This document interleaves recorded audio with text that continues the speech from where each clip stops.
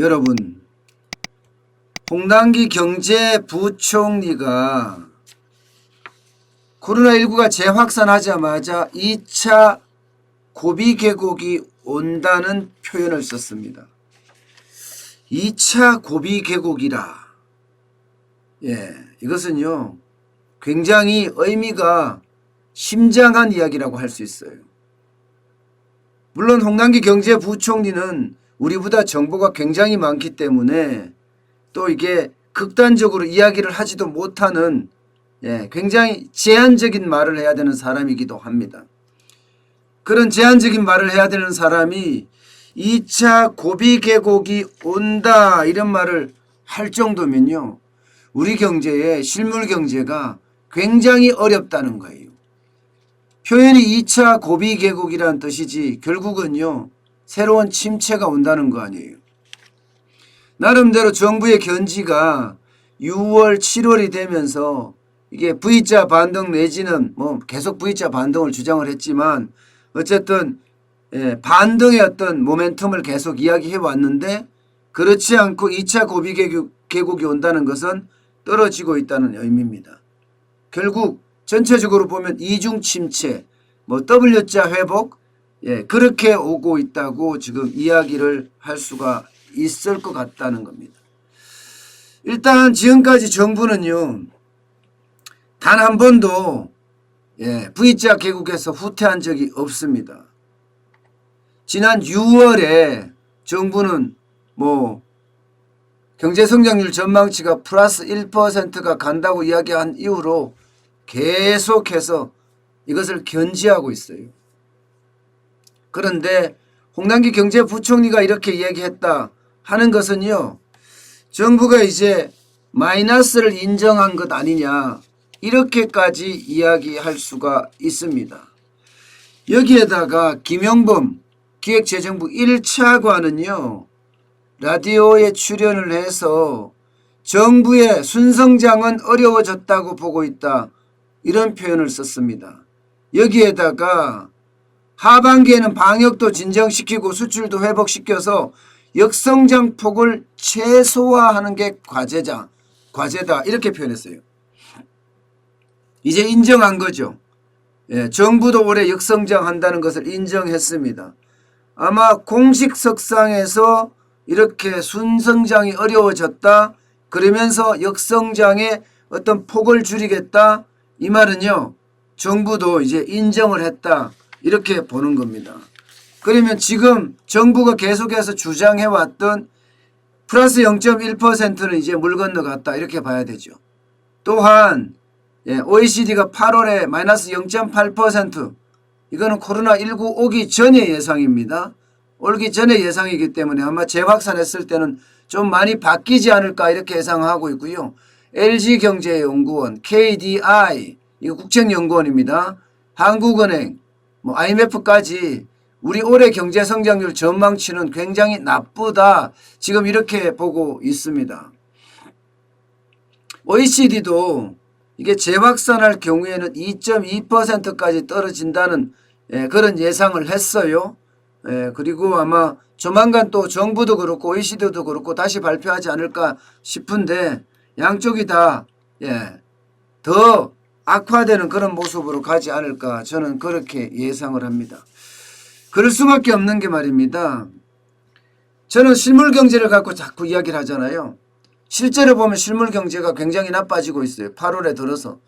8월에 주요 실물 경제 동향을 보면 카드 승인액까지 떨어지고 있습니다. 카드 승인액까지. 8월 마지막 주에 카드 승인액이 마이너스 3.3%까지 떨어졌다가 9월 첫 주에 마이너스 2.2%까지 계속 떨어지고 있거든요. 카드 승인액이 떨어진다는 것은요, 이게 전국에서 소비가 떨어진다는 거예요. 소비가. 소비가 떨어진다는 겁니다. 이게 실물 경제가 그렇게 나빠지고 있다는 그런 단적인 증거예요. 게다가 지하철 이용객은 마이너스 41.4%까지 떨어졌고요.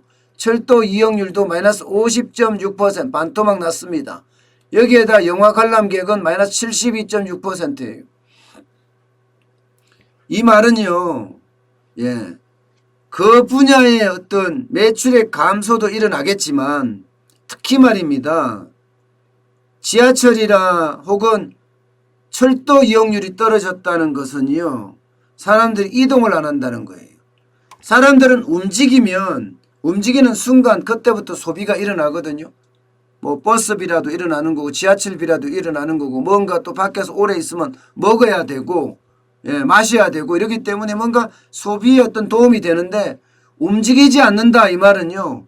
소비에도 굉장히 나쁘다, 치명상을 주고 있다 이런 얘기예요. 결국은 실물 경제가 지금 그야말로 아작이 난다고 이야기할 정도로 무너지고 있다 이렇게 봐야 되거든요.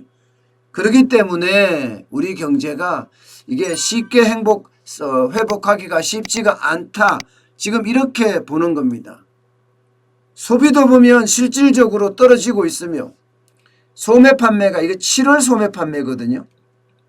7월 소매 판매가 마이너스 6%입니다. 마이너스 6%. 이 마이너스 6%라는 것은 소매 판매가 굉장히 많이 떨어진 거예요. 거의 역대급입니다. 역대급. 이렇게 역대급으로 떨어진다 이렇게 생각을 하면 여러분 결국은요 우리 경제에도 엄청난 타격을 주고 있다 이런 얘기고 기업은 마이너스 2.2%가 투자를 안 해. 그리고 생산조차도 마이너스 0.1%가 7월에 계속 떨어지고 있습니다. 이게 여러분 7월에 떨어졌으니까 8월에는 코로나19의 재확산이 전혀 반영이 되지 않은 수치예요. 전혀 반영이 되지 않은 수치예요. 그럼 8월은 더 떨어질 거고 9월은 최악으로도 갈 수 있다. 이런 얘기가 가능해집니다. 추석이 대목이라고 하는데 대목은커녕 오히려 경기까지도 더 나빠질 수 있는 그런 상황으로 몰릴 수 있다는 거예요. 여기서 전 산업 생산이 떨어진다는 이야기는 수출까지도 지금 타격을 받고 있다는 이야기고 설비 투자가 이렇게 마이너스 2.2% 떨어진다는 이야기는요. 안 팔린다는 이야기예요.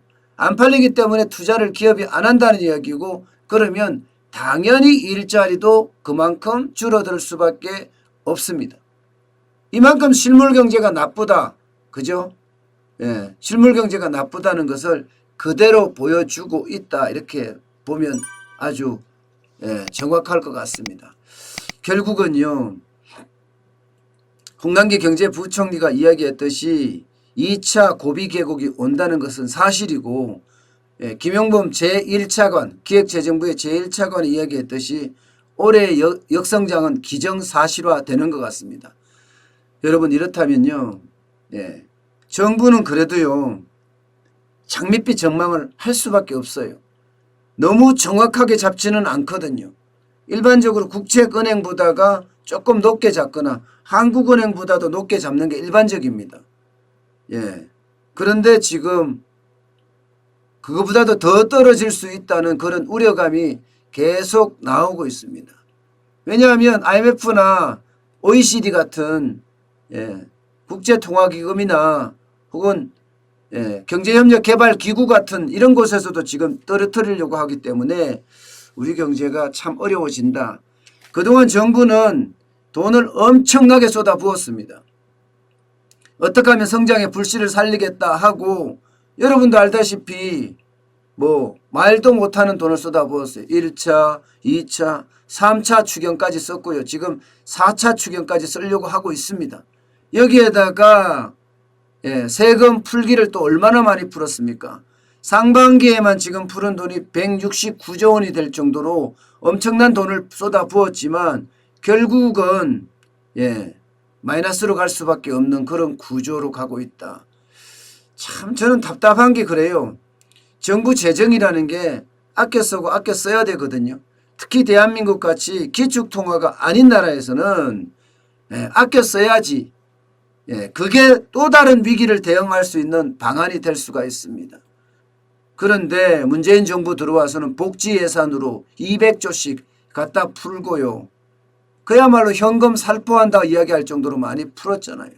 여기에다가 추경을 1차, 2차, 3차 심지어 4차까지 해서 풀을 정도로 아주 심각합니다.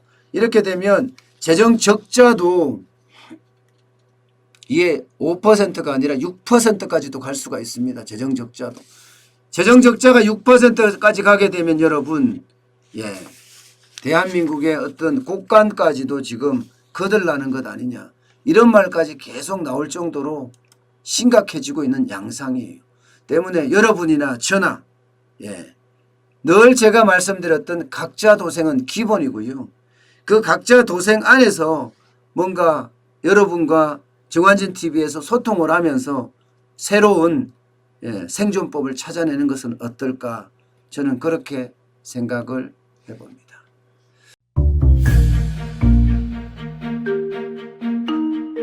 세종대왕과 샤넬 넘버5, 벤츠 자동차의 최고급 기종인 마이바흐의 공통점을 아시나요? 바로 침향입니다. 침향이란 동남아시아에서 자생하는 침향나무가 상처를 입었을 때 스스로를 보호하기 위해서 분비시키는 침향나무의 진액입니다. 진침향은 태국산 침향과 러시아산 녹용, 그리고 국산 홍삼, 백봉령, 산수유, 당귀, 숙지향, 꿀로 이루어진 침향환으로 만성 피로나 또 스트레스, 기력이 저하된 직장인분들, 또 수험생들, 연세 드신 어르신분들이 드시면 좋은 환입니다. 진침향 여러분들께 자신있게 권해드립니다.